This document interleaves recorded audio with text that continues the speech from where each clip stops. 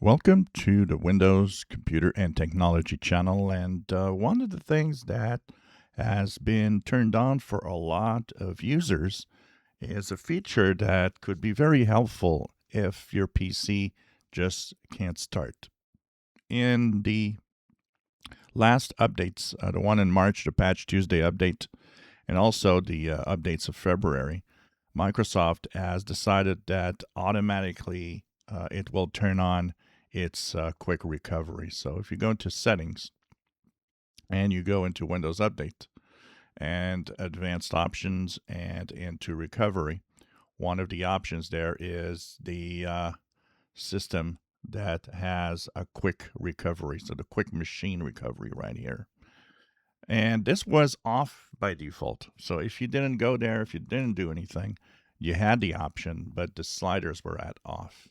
Now they're automatically turned on. What does that do? It means that if your device fails to start and it's stuck in a loop, it will actually automatically go into quick machine recovery, and it will try to find the fix to your problem by sending diagnostics to Microsoft via the internet. So what's going to happen is it will send the information of why it's stuck in the loop, what's the error, and there it's going to look for a solution.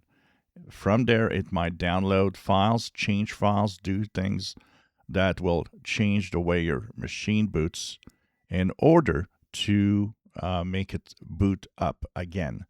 Once again, this is a new feature that's been slowly rolling to PCs on Windows 11, and this has to do with the famous bug that happened, I believe, last year or the year before, where millions of machines couldn't start because of an antivirus problem.